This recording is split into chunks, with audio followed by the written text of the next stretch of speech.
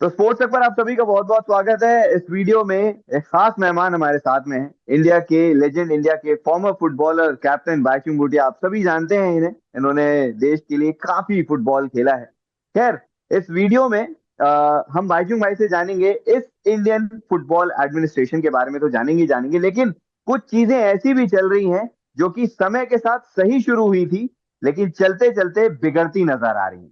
भाईचुंग भाई, बहुत बहुत शुक्रिया स्पोर्ट्स अक्षर जुड़ने के लिए। बहुत बहुत धन्यवाद। Thank you. अच्छा, मैं थोड़ा सा पीछे जाता हूँ। सितंबर 3 की डेट, 2023 सितंबर 3, AIFF के जनरल सेक्रेटरी शाहजी प्रभाकरन को वो जो नया पद जो है उन्हें मिला गया था। तब शायद सब एक पेज पर होंगे, क्योंकि वो उन्हें बनाया गया था जनरल सेक्रेटरी, और तब से सारी चीजें सही चलती आ रही थी। लेकिन अचानक से इन 2-3 दिनों में ऐसी चीजें हुई हैं कि सभी एक पेज पे शायद नहीं दिख रहे हों, क्योंकि उन्हें उनके पद से हटा दिया गया है। क्या ऐसा है? सी देखिए, साजी प्रभाकरन जनरल सेक्रेटरी और मिस्टर कल्याण चौबे प्रेसिडेंट, ये लोग एक साथ मिलके, आप जब वो डेट बोला सितंबर 2023, कब एक साल डेढ़ साल आगे, ये लोग साथ मिलके एक टीम बन के मेरे साथ इलेक्शन में फाइट किया था। जी। और उस समय सब लोग अच्छे था, वो लोग काफी बहुत दोस्त था। एक अच्छे टीम बना के वो लोग पूरा इलेक्शन किया। बट अभी ठीक है, जो भी हो, रिजल्ट होने के बाद एक नया टीम बना, वो लोग का एंटायर टीम। साजी जनरल सेक्रेटरी बना कल्याण चौबे। हम्म। विद इन 1.5 ईयर, 1.5 ईयर भी नहीं हुआ, फिर पॉलिटिक्स शुरू होके आपस में झगड़ा होके फिर साजी को जनरल सेक्रेटरी पद से हटा गया है on saying that breach of trust. So कल हम लोग का एग्जीक्यूटिव कमेटी मीटिंग था जो दिल्ली में, हम भी अटेंड किया, because I am also in an executive hmm. Committee meeting.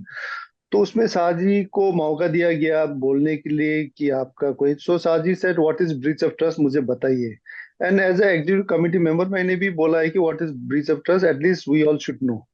सो दुख लगता है, बिकॉज आई थिंक एक फुटबॉल को हम लोग आगे लेना चाहिए। पर्सनल पॉलिटिक्स के चलते बिटवीन प्रेसिडेंट जनरल सेक्रेटरी, मुझे लगता है, बिकॉज ऑल द डिसीजन जब से ये बॉडी फॉर्म किया है, प्रेसिडेंट और जनरल सेक्रेटरी दोनों हुआ है, हम्म। दोनों का ही डिसीजन सभी में था। Every all the decisions were made by two of them. जैसे बिना एग्जीक्यूटिव कमेटी का अप्रूवल से भी वो लोग डिसीजंस ले रहा था, जैसे वर्ल्ड जी। एशिया कप होस्ट को हम्म। विड्रॉ करने के लिए, हम्म। संतोष ट्रॉफी जाके कहाँ फॉरेन सऊदी में खिलाने के लिए। So there lot of things which was bypass by executive committee. So now अभी आप खाली एक सिंगल आउट साजी को, you can make a scapegoat saying that breach of trust है। अगर ब्रीच ऑफ ट्रस्ट है तो it has to be all two of them, including treasurer जो मिस्टर कीपा है, उन तीनों जी। करके मिलके किया था। So I just said that if it's a breach of trust then all three of you are responsible, otherwise nobody is responsible. So यही लेके मैंने उन लोग को कल पॉइंट्स रखा था। अच्छा, ये जो मीटिंग हुई थी इसमें एक रेजोल्यूशन पास हुआ था, सभी ने शायद उस पर साइन किया। आप इकलौते ऐसे एग्जीक्यूटिव मेंबर रहे जिन्होंने शायद उस पर साइन ना किया हो। उसकी कोई खास वजह थी कि आपका साइन ना करना, बाकियों का साइन करना? सी आई थिंक फीफा का, वो लोग बोल रहा था कि फीफा का वो है कि आप क्या बोलता है, I think what form was that, एक मिनट मेरे पास भी, it was hmm. On signature on, I think it was on conflict of interest. Conflict of अच्छा, इंटरेस्ट का भी ठीक था है। फीफा का, वो I think which is genuine thing. But I said hmm. देखो, फीफा आपको कॉन्फ्लिक्ट ऑफ इंटरेस्ट का पहले कागज मांगने के आगे फीफा को टॉप प्रायोरिटी क्या है इंडियन फुटबॉल से? हम्म। कॉन्स्टिट्यूशन इंडियन फुटबॉल का होना is the most priority for FIFA. आपको कॉन्स्टिट्यूशन होना चाहिए और इलेक्शंस होना चाहिए। This are the exactly. Two most important thing FIFA can say, ये body is genuinely legally right. Hmm. आपके पास कॉन्स्टिट्यूशन बना नहीं है अभी तक, आपके पास इलेक्शंस ना हुआ ही नहीं है। जो इलेक्शंस हुआ था it was given temporary, supreme court ने उस समय, FIFA under okay. 17 world cup था उस समय किया था। So I think FIFA's first priority for Indian football is to make sure there's a proper constitution, and under that constitution there has to be an election being held, and that body is recognized. तो ये breach of ये interest, क्या बोलते, conflict of interest can come in that constitution। आपको constitution में डालो कि कुछ भी कॉन्फ्लिक्ट ऑफ इंटरेस्ट हो, कॉन्स्टिट्यूशन में डाल देने say that is much bigger thing, आपको क्यों साइन करने का है? हम्म। And if you're getting into football federation, your constitution say that these are the laws and things on the constitution, then you don't have to sign anything new. It's already there in the constitution, and every constitution is different from every country. India का जो constitution है, जो members vote करता है, it can be very different from Australia. अभी Australia में हम्म। जैसे players लोग वोट करता है, एक मेडिकल डॉक्टर को भी वो लोग अलाउ करता है, क्लब्स को वो हम्म। लोग अलाउ करता है वोटिंग करने के लिए. So that different. फिर अगेन यूएसए का अगर आप कॉन्स्टिट्यूशन देखे, वोटिंग राइट्स देखेगा, it's a very very different. But at the end you need to have a election on those members who are members of that constitution. वो लोग के बीच election होगी, then you choose your president, general secretary, and make a body. So that is the most important. So I said, till let's get our constitution first formed, which already Supreme Court is already passed the constitution in अभी football federation के लिए. अभी वो खाली federation को accept करना है और इम्प्लीमेंट करना है. But I don't know why federation supreme court का जो कॉन्स्टिट्यूशन जो इंडियन स्पोर्ट्स लॉ के अंडर बनाया गया है, उसको हम्म। एक्सेप्ट करने में क्या दिक्कत है. उसको एक्सेप्ट करके आप अप्लाई करके फॉर्म अ कॉन्स्टिट्यूशन, तब then everything is gonna be sorted. And उनको I think that will be very very helpful for everybody.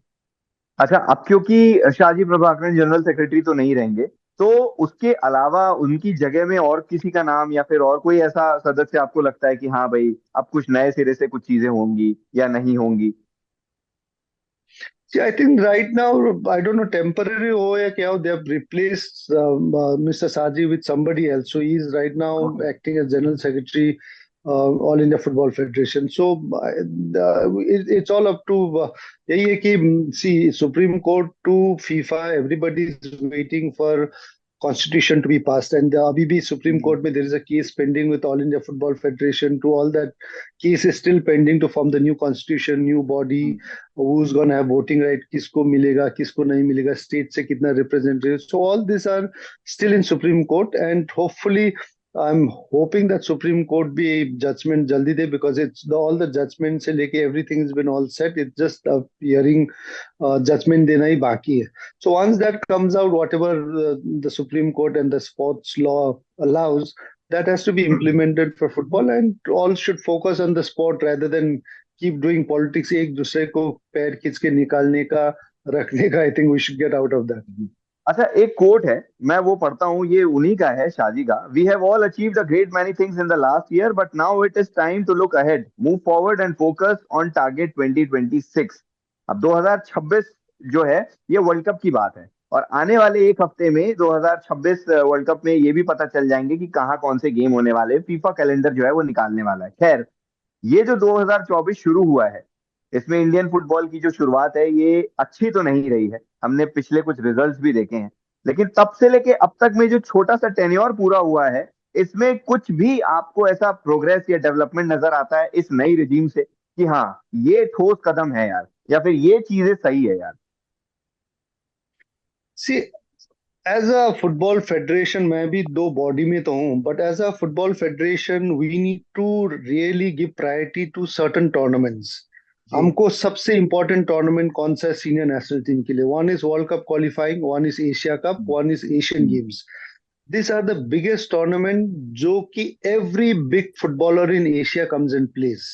आपको यस. नेहरू कप में नहीं आता है, साफ में नहीं आता है, या इंटर कॉन्टिनेंटल में नहीं आता है. कोई भी बड़े प्लेयर्स, अगर साउथ कोरिया इंटर कॉन्टिनेंटल खेलना आया तो नेहरू कप खेलने आया, they will send a second team, because all their biggest stars professionals are playing in different leagues across the world. So वो लोग only they come and play Asia Cup, and which is a real competition. Asian Games में भी under 23 का आता है, but World Cup qualifiers. ये दो ही result, जो सबसे बड़ा टूर्नामेंट था एशियन गेम्स और एशिया कप, दो बहुत डिजास्टर रहा इंडियन टीम के लिए. And these are the tournaments we should be doing well for the growth of Indian football. Yes, दूसरे tournaments भी खेलना है, but it does not really give you, आप कहाँ कौन सा लेवल में, वो क्लियर पिक्चर आपको नेहरू कप जीत के, इंटर कॉन्टिनेंटल जीत के नहीं आता है. Only the real picture comes in when you are competing with the best of Asian, is Asia Cup और एशियन गेम्स. और दोनों डिजास्टर रहा. डिजास्टर भी प्लेयर्स और मैन फुटबॉल कोचेस के गलती से नहीं हुआ, it is because of the administrative. आप एशियन गेम्स हम्म। देखिए, मैच कल है, आज रात सुबह 2 बजे तक पहुंच रहा है, नो ऑर्गेनाइजर, जी. क्लब्स नहीं छोड़ रहा है, प्लेयर टीम का ट्रेनिंग नहीं है. एशिया कप अभी 10 दिन आगे सब टीम जा रहा है, not a single friendly with good countries that were qualifying in the hmm. Asia Cup. Preparation ही ठीक से हम लोग नहीं दे पा रहा है, and you are trying to get results.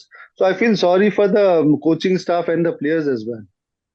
क्योंकि सबसे बड़ा टारगेट तो फिर यही है ना, सबसे पहले प्लेयर्स को टारगेट किया जाता है, फिर कोच को टारगेट किया जाता है कि कैसे रणनीति है, कैसी प्रिपरेशन है, कि रिजल्ट नहीं मिल रहे हैं। अच्छा, यही एक शायद नतीजा भी है जो आपने अभी कहा था कि एशिया कप मैंडेटरी है, इतना जबरदस्त टूर्नामेंट होता है, वहां रियल टेस्ट होता है। लेकिन इंडिया के हिसाब से अगर देखें तो इंडिया ज्यादातर जीतती आ रही है सैफ, फिर इंटरकॉन्टिनेंटल कप में इंडिया का प्रदर्शन अच्छा रहता है क्योंकि कंपैरेटिवली बड़ी टीम्स नहीं आती यहाँ पर, तो इसीलिए वहां पर ज्यादा बेहतर इंडिया प्रदर्शन करती है। अच्छा, जो इंडिया की फुटबॉल अब अगर बात करें, क्योंकि आईएसएल को भी शुरू हुए 10-12 साल से ज्यादा हो गए, और उतने में भी अगर कोई ऐसा प्लेयर ना निकल के आए या फिर कोई ऐसा परफॉर्मेंस ना निकल के आए, तो थोड़ा सा वो चिंता का है, मतलब इंडिया में कि यार 15 साल से एक लीग शुरू हो गई है, बड़ी लीग है इंडिया की, सबसे ज्यादा प्लेयर्स अब यहीं खेल रहे हैं, उसके बाद भी ऐसे रिजल्ट्स नहीं निकल कर आ रहे हैं, तो फिर कुछ तो डाउट ऐसा होगा। नहीं, देखिए, अब आईएसएल जब से आया है, ऑलवेज सपोर्टेड आईएसएल, और आईएसएल हम्म। होना भी चाहिए था और हुआ भी है, और and it's a great thing for Indian football.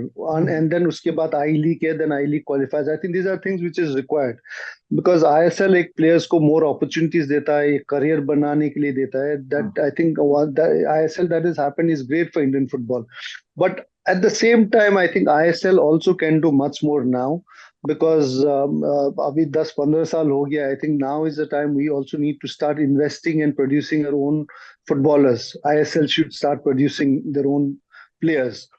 Hmm. Like how every European country or South American countries करता है, they invest in grassroots, produce their own players and market those players and generate revenue out of that. That model should come into Indian football in ISL, because अब जब एक 10 year old बच्चे के ऊपर invest करके training करके एक superstar player बनाएगा, then he becomes your asset, and then उनको जब सेल करता है, you sell in millions, and that is how it hmm. happens in Europe and everywhere around. And then that is where your focus, your time, energy आप पूरे देंगे, because that's your asset. आपके asset जब बन जाता है तो you're ready to make your asset a great quality product, and वो जाके कंट्री के लिए खेलेंगे, रिजल्ट अच्छा मिल सकता है उसमें.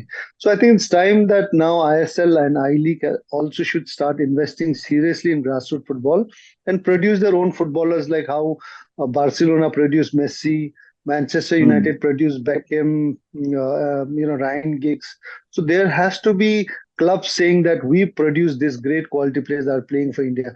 Right now, abhi tak I don't see some of the biggest names in Indian football today are all come through smaller academies or on their own merit. You can't say that Atletico de Kolkata या East Bengal या मोहन बगान ने ये Indian player को हम लोग ने produce किया है. That is hmm. Not happened. बिल्कुल, तो इनफैक्ट उम्मीद करते एटलीस्ट यूनाइटेड सिक्किम जो सिक्किम का सबसे छोटा क्लब है, at least we produce Sandesh Jhingan, and he is one of the best and the biggest leader there for India. And हैं। और वो दैट इज कुछ आई कैन प्राउडली से हमारा यूनाइटेड सिक्किम मेरा क्लब का है.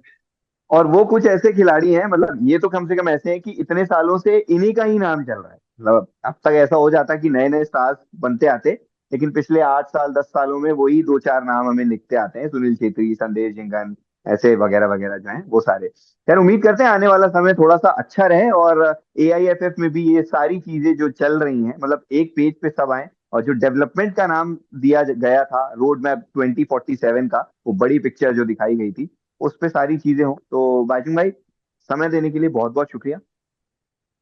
Thank you very much. Match से जुड़े आपके हर सवाल का हम देंगे जवाब। जानने के लिए हर update, live analysis, special interviews, download कीजिए स्पोर्ट्स तक ऐप।